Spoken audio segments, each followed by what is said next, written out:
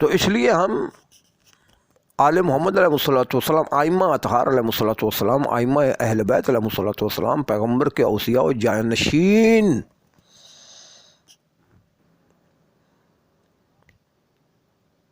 سے پیغمبر کا علم لیتے ہیں، شریعت لیتے ہیں، دین لیتے ہیں، اس لیے کہ وہ پیغمبر کے اوصیاء ہیں۔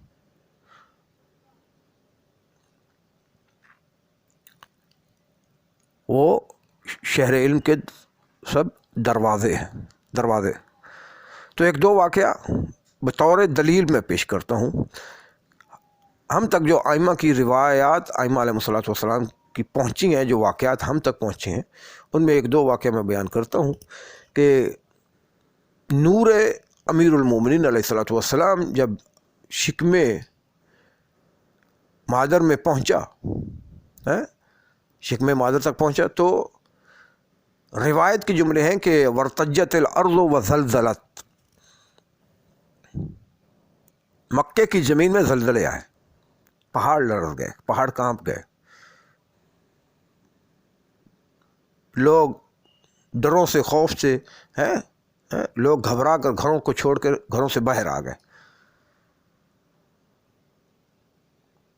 اور اپنے اپنے معبودوں کو اٹھا کے سب کوہ ابو قبیس کی پہاڑی پہ چڑھ گئے، کوہ ابو قبیس پہ آ گئے کہ کہیں ہم، ہماری آل اولاد، ہم سب برباد نہ ہو جائیں۔ زلزلہ بڑا شدت کا آیا ہوا ہے، اور وہاں ابو قبیس پہ آ کے اپنے بتوں کو رکھ کے ان کے آگے گڑ گڑانے لگے۔ جناب ابو طالب کو معلوم ہوا کہ مکے والے تو سب ابو قبیس پہ پہنچ چکے ہیں، تو حضرت ابو طالب بڑی شان کے ساتھ گھر سے نکلے اور ابو قبیس پہ تشریف لائے، مکے والوں کے پاس۔ ابو قبیس پہ جب تشریف لائے، مکے والوں نے جب دیکھا تو ایک دم دیکھ کر وہ حیران رہ گئے کہ ہم تو سب گھبرائے ہوئے ہیں، ہمارے اندر خوف ہراس ہے، اور ابو طالب اتنے پرمطمئن ہیں، اتنے پرسکون ہیں، گویا کہ ابو طالب کو کوئی فکر ہی نہیں ہے کہ زمین میں کوئی زلزلے بھی آئے ہیں، یا دنیا برباد ہونے جا رہی ہے، یا کوئی قیامت آ گئی ہے۔ ابو طالب پر تو کوئی اثر نمایاں ہی نہیں ہو رہا، ہم ڈرے ہوئے اور ابو طالب اتنے مطمئن نظر آ رہے ہیں۔ حضرت ابو طالب نے کہا خیر تو ہے، یہاں ابو قبیس پہ کیوں آ گئے، بیٹھ گئے ہو؟ کہا ابو طالب دیکھ نہیں رہے، قیامت آنے والی ہے، خیر تو ہے۔ تو حضرت علی کے بابا مولا ابو طالب، علی کے بابا، اللہ اکبر، علی کے بابا مسکرائے فرماتے ہیں ایک ہستی آنے والی ہے، وہ ہستی ابھی اس کے کچھ آثار نمودار ہوئے ہیں، کچھ آثار ابھی ظاہر ہوئے ہیں۔ اللہ کی ہستی ہے وہ جو کائنات میں آنے والی ہے،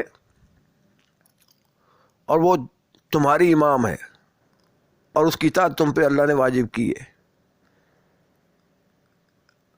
ابھی اس کے کچھ آثار ظاہر ہوئے ہیں، تو یہ زمین میں زلزلے آ گئے ہیں، پہاڑ لرز گئے ہیں، اس لیے کہ یہ زمین اس کے نور کی تاب نہیں لا سکی۔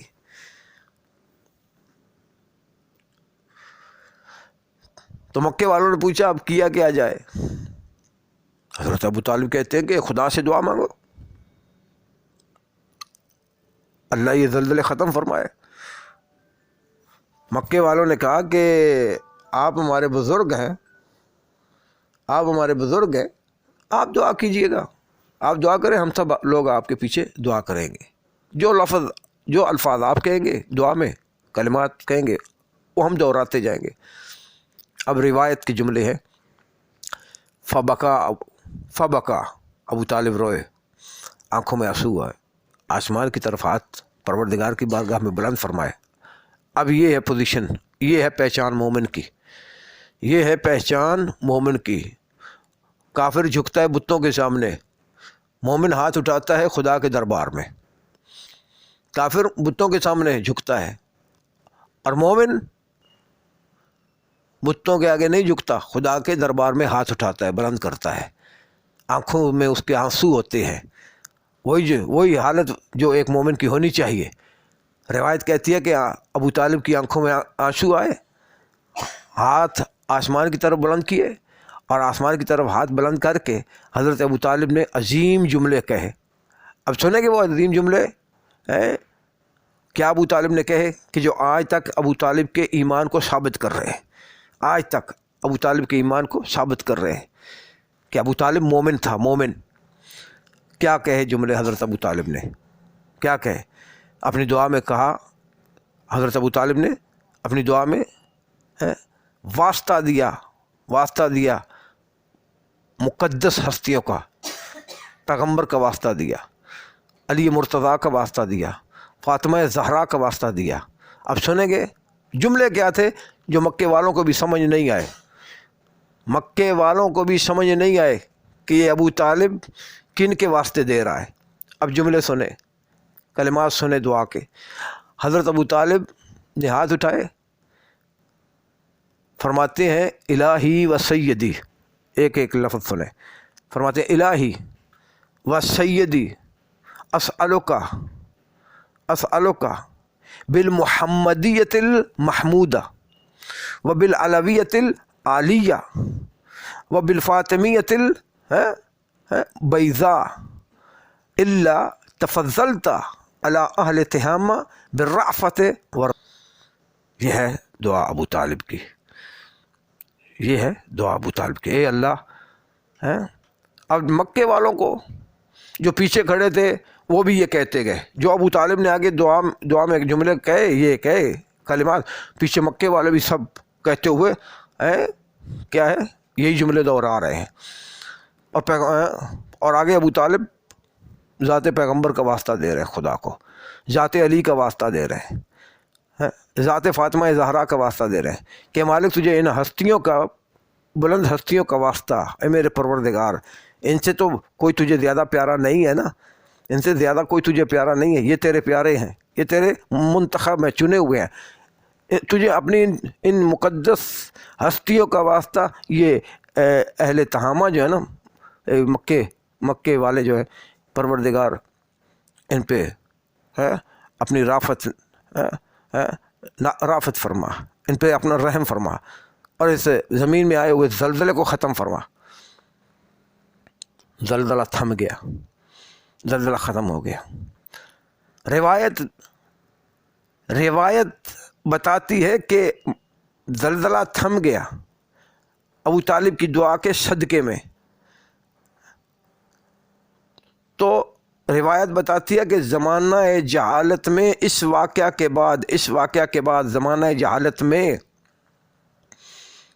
لوگ